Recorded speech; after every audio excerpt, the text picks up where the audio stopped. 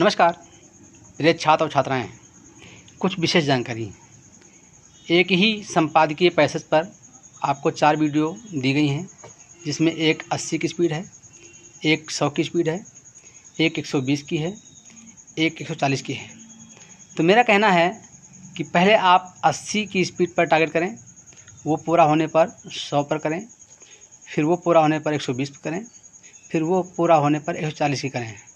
इसी क्रम से अगर करते रहेंगे तो आपकी स्पीड बढ़ती रहेगी।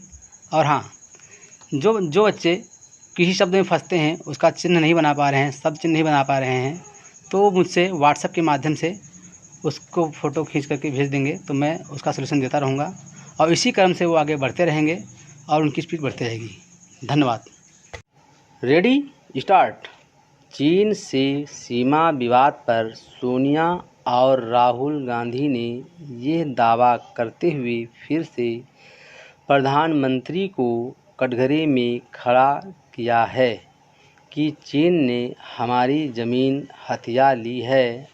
आखिर वो कौन है जो इन दोनों को यह बता रहा है कि चीन ने भारत की ज़मीन पर कब्जा कर लिया है? क्या कांग्रेस के लोग चीन से लगती सीमा पर तैनात हैं, या फिर उनका अपना कोई खुफिया तंत्र है? आखिर कांग्रेस यह साबित करने पर क्यों तुली है कि चीन भारत की सीमा में घुस आया है और सरकार देश से सच छिपा रही है?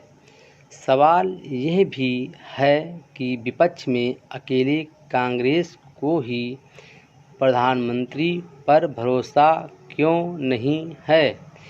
इससे इनकार नहीं कि लद्दाख में चीन अतिक्रमण की मुद्रा में है, लेकिन आखिर इसका यह मतलब कैसे हो सकता है कि वह भारत की सीमा में घुस आया है और सरकार ने उसके समक्ष हथियार डाल दिए हैं? कांग्रेस यही सिद्ध करने के लिए उतावली है। इस उतावलेपन में वह इसकी भी परवाह नहीं कर रही कि उसका रुख सेना को असहज करने वाला है। क्या कांग्रेस को इतना भी नहीं पता कि इस समय उसे ऐसा कुछ नहीं करना चाहिए जिससे देश को भूले से भी यह लगे कि हमारी सेना सीमाओं की रक्षा करने में समर्थ नहीं? लगता है कांग्रेस ने अपनी उन पुरानी और आत्मघाती भूलों से कोई सबक नहीं सीखा जो उसने सर्जिकल स्ट्राइक और एयर स्ट्राइक के समय की थी। राहुल गांधी तो ठीक उसी मुद्रा में दिख रहे हैं जैसी उन्होंने राफेल सौदे को तूल देते समय अपना ली थी। जैसे उस समय उन्होंने यह मनगढ़ंत खोज की थी कि इस सौदे में दलाली का लेन देन हुआ है और प्रधानमंत्री ने खुद देश का पैसा कुछ उद्योगपतियों की जेब में डाला है। वैसे ही इस वक्त वो साबित करने पर आमादा है कि चीन ने भारत में घुसपैठ कर ली है और यह कथित सच्चाई केवल उन्हें ही पता है। हैरत नहीं कि राहुल गांधी के ऐसे बेढब रुख रवैये से खुद उनके ही दल के नेता सहमत नहीं। ये समझ आता है कि चुनावी लाभ की खातिर राहुल गांधी ने राफेल सौदे पर झूठ का सहारा लेने के साथ ही अभद्र राजनीति का परिचय दिया, लेकिन आखिर इस वक्त वो क्या हासिल करना चाह रहे हैं?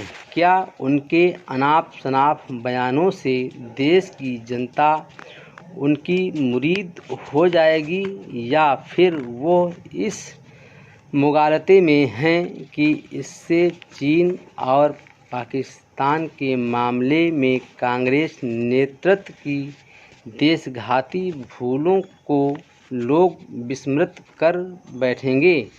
अच्छा हो कि कोई उन्हें ये समझाए कि ऐसा नहीं होने वाला।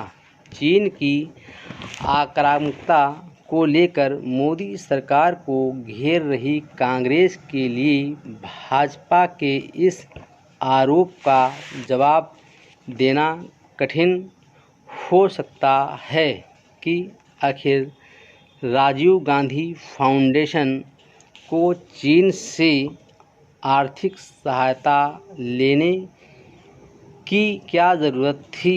ये महज राजीव गांधी के नाम पर बना फाउंडेशन नहीं है।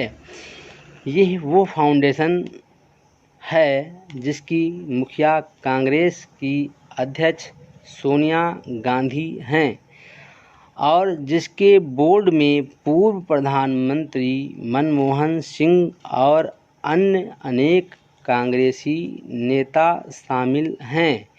इस तरह की किसी संस्था की ओर से किसी भी विदेशी दूतावास से धन लेना कई सवालों को जन्म देता है, और तब तो और भी जब वो विदेशी दूतावास चीन का हो।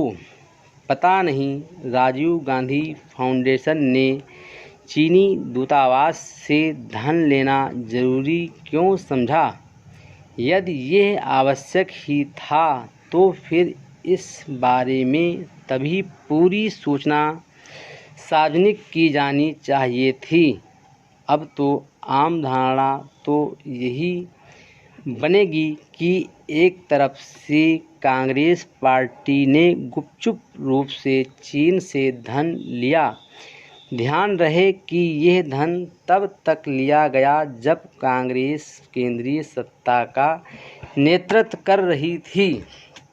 इस बारे में कांग्रेस अपनी सफाई में बिल में बहुत कुछ कह सकती है, लेकिन उससे संतुष्ट होना कठिन है। हैरत नहीं कि भाजपा के आरोप से तिलमिलाई कांग्रेस मोदी सरकार पर कुछ और तीखे हमले करने के लिए आगे आए। वैसे भी कांग्रेस और खासकर उसके नेता राहुल गांधी यह साबित करने में लगे हुए हैं कि प्रधानमंत्री ने चीन के आगे हथियार डाल दिए हैं। वो यह भी सिद्ध करने में तुले हैं कि चीन ने भारत की ज़मीन हथिया ली है। इस बारे में वो ना तो प्रधानमंत्री के बयान को महत्व देने के लिए तैयार हैं और ना ही उनके स्पष्टीकरण को। पता नहीं वो सरकार पर अनावश्यक राजनीतिक हमले क्या हासिल करना चाहते हैं, लेकिन इसमें दो राय नहीं कि कांग्रेस का आचरण जाने अनजाने चीन का दुस्साहस बढ़ाने वाला है। एक ऐसे समय जब देश चीन की खतरनाक आक्रामकता से दो चार है, तब ज़रूरत इस बात की है कि राजनीतिक एकजुटता का प्रदर्शन किया जाए, ताकि दुनिया को यह संदेश जाए कि भारत चीनी सत्ता की गुंडागर्दी के समक्ष एकजुट है। संकट के समय राजनीतिक कलह ठीक नहीं। कम से कम कांग्रेस सरीखे सबसे पुराने राजनीतिक दल को तो राजनीतिक परिपक्वता दिखानी ही चाहिए। ये हैरत की बात है कि अन्य दल गंभीरता का परिचय दे रहे हैं, लेकिन कांग्रेस ऐसा करने से इनकार कर रही है। निस्संदेह भाजपा को कांग्रेस के राजनीतिक हमलों का जवाब देना ही होगा, लेकिन उसे इसकी भी चिंता करनी चाहिए कि चीन को लेकर देश में राजनीतिक एका का माहौल बने। Full stop.